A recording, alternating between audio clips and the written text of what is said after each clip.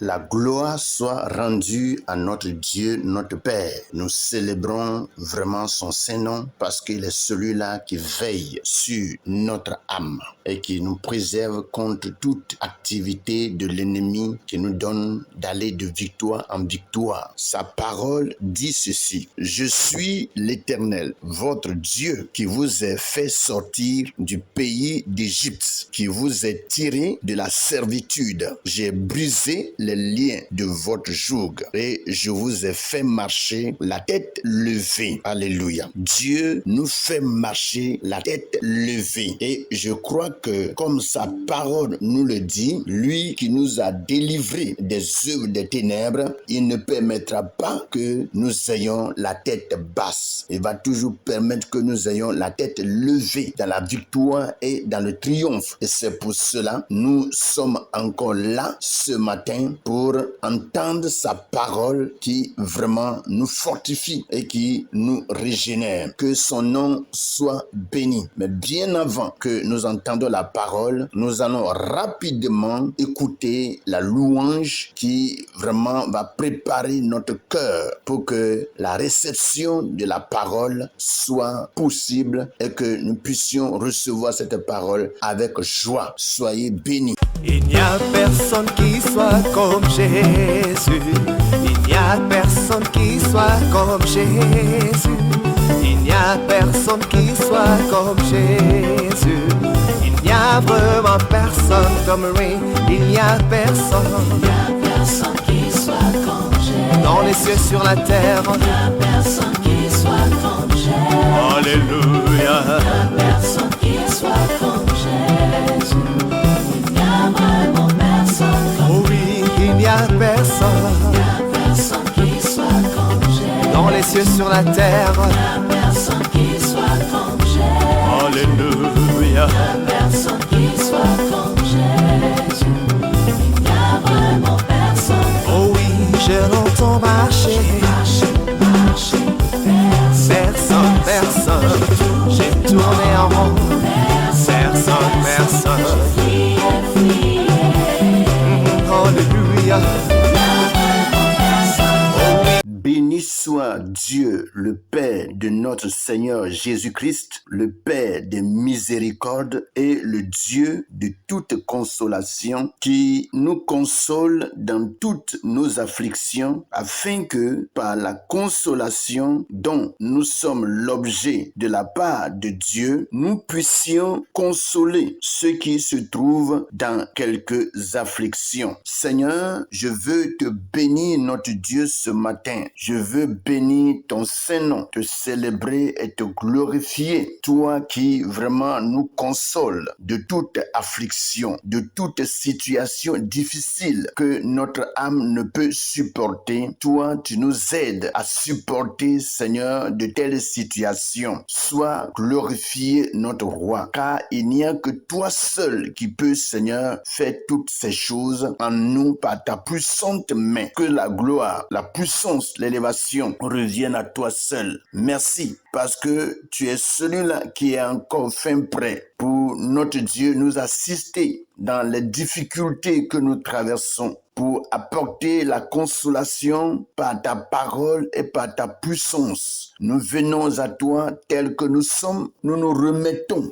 entre tes mains pour que tu fasses de nous, Seigneur, ce que tu voudras. Gloire, honneur, élévation, exaltation à toi seul, dans le nom puissant de Jésus. Nous t'avons prié et tu nous exauces. Amen. Bonjour frères et sœurs, que la grâce et la paix du Seigneur reposent sur la vie de chacun d'entre nous. Nous sommes encore ici ce matin pour recevoir de la part de Dieu sa parole qui nous soutient et qui nous fortifie et qui nous donne la victoire sur l'adversité. Que le nom de l'Éternel soit béni. Nous voici encore sur la plateforme Pain de vie et sans trop tarder, je vais inviter chacun d'entre nous à prendre sa Bible dans le livre de Ecclésiaste, chapitre 1, et nous allons lire à partir du verset 1 au verset 3. Ceci pour nous dire que nous venons de terminer tout le livre de Proverbes et je crois que chacun a reçu de la part de Dieu des conseils, des enseignements, des instructions pour vraiment la continuité dans la marche avec le Père. Soyez bénis. Sans trop tarder, nous allons prendre notre passage du jour dans la version Louis II de Ecclésiaste chapitre 1. Je lis à partir du verset 1. Il est écrit: Parole de l'Ecclésiaste, fils de David, roi de Jérusalem. Vanité des vanités, dit l'Ecclésiaste. Vanité des vanités, tout est vanité. Quel avantage revient-il à l'homme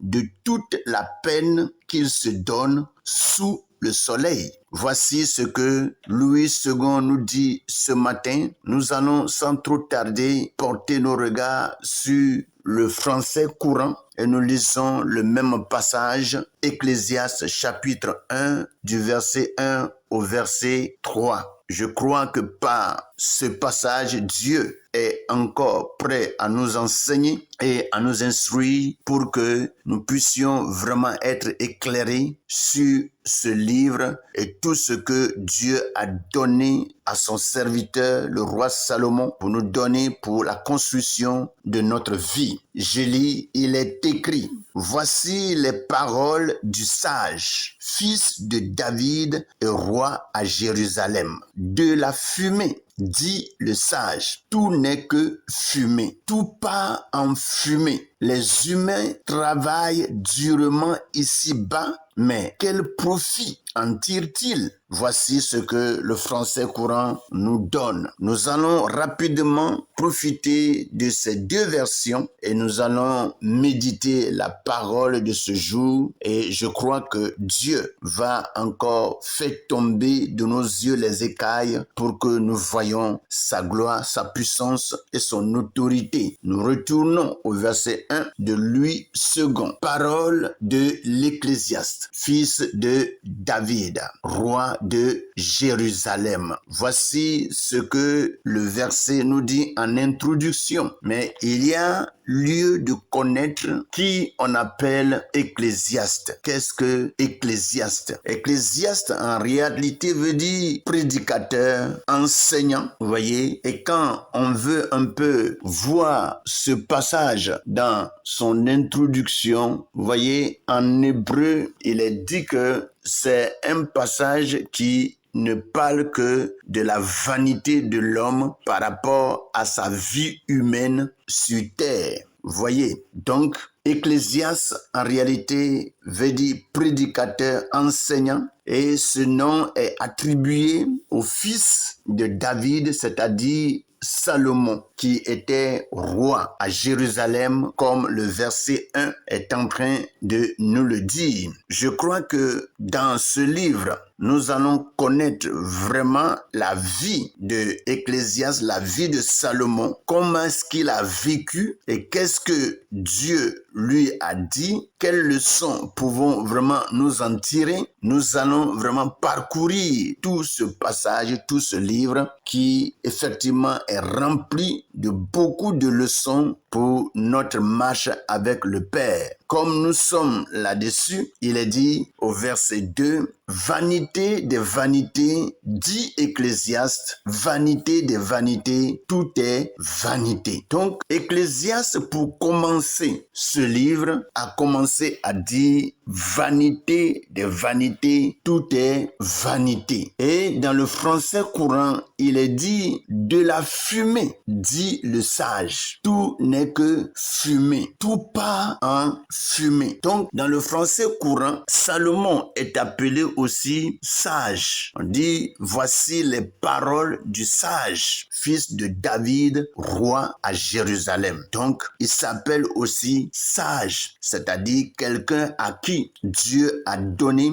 une sagesse exceptionnelle, une sagesse qui surpasse toute autre sagesse qu'un roi peut posséder sur terre. Alléluia. Et il commence à dire de la fumée, dit le sage. Tout n'est que fumée, tout part en fumée. Et nous allons en réalité analyser ces passages et voir pourquoi Salomon parle de fumée et que tout n'est que fumée et que tout part en fumée. Et au verset 3, il a commencé à amorcer un peu le problème. Mais comme en réalité, nous sommes en introduction, je sais que les autres passages qui sont en bas vont plus nous apporter d'éclaircissement par rapport à tout ce que Salomon veut dire par vanité des vanités, tout est vanité. Vous voyez? Et le verset 3 nous dit, quel avantage revient-il à l'homme de toute la peine qu'il se donne sous le soleil? Donc, il amorce en parlant un peu de ce que l'homme a comme avantage par rapport à toute la souffrance qu'il subit sur la terre pour manger ou pour faire tout ce qu'on veut. Donc, quel avantage? Je dis quel avantage? Ça veut dire quel intérêt, quel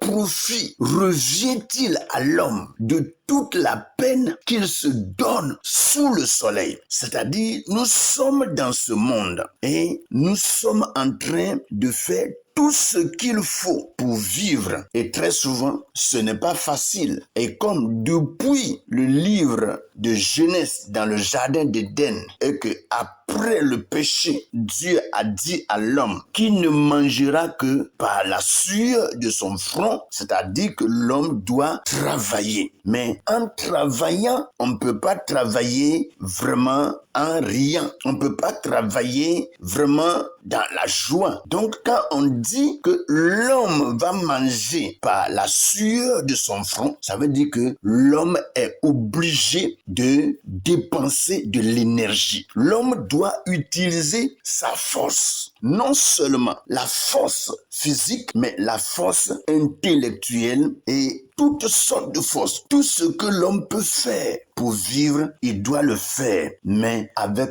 beaucoup de peine, avec beaucoup de souffrance. Et c'est ce que Salomon ramène ici. Vous voyez, donc depuis le jardin d'Éden, et Salomon a raison de poser cette question à chacun d'entre nous. Et il dit, quel avantage revient-il à l'homme de toute la peine qu'il se donne sous le soleil? Vous voyez, donc dans le jardin d'Éden, quand Dieu a créé l'homme et la femme, Dieu a déjà préparé un jardin dans lequel il a tout mis. C'est-à-dire, tout ce dont l'homme avait besoin, tout était dans le jardin. Tout ce qui est de la nourriture. En ce temps même, Dieu n'avait pas encore donné à l'homme de créer ce qu'on appelle le feu. Donc, même dans le jardin, l'homme n'a pas besoin de se créer une cuisine ou soit de chercher à avoir un fourneau pour préparer et manger. L'homme n'a qu'à aller vers les arbres, à aller vers tout ce que Dieu a déjà préparé et prendre tout ce qu'il faut pour se nourrir. Donc, en réalité, l'effort que l'homme pouvait fournir, c'est de marcher, aller prendre et manger. C'était tout. Mais à cause du péché, il a fallu que l'homme travaille, que l'homme ait de la peine pour pouvoir manger. Il faut que l'homme souffre pour pouvoir manger. Mais Salomon ayant expérimenté toutes ces choses et finalement a dit, mais quel est l'avantage? Quel est l'avantage pour l'homme de souffrir sous le soleil? Souffrir sous le soleil, quel avantage? En réalité, quand on voit tout ce qu'on fait aujourd'hui, que ce soit l'argent qu'on a eu, que ce soit des constructions, que ce soit des champs, que ce soit des immeubles, que ce soit des boutiques qu'on a, en fin de compte, on laisse toutes ces choses et on s'en va. On laisse toutes ces choses et on s'en va. C'est-à-dire, dire que tout ce qu'on se dit ayant comme richesse, comme matériel sur la terre, reste sur la terre et l'homme quitte ces choses sans rien apporter, même pas une aiguille. Mes frères, quand je lis le passage vraiment de Salomon, je dis en réalité cet homme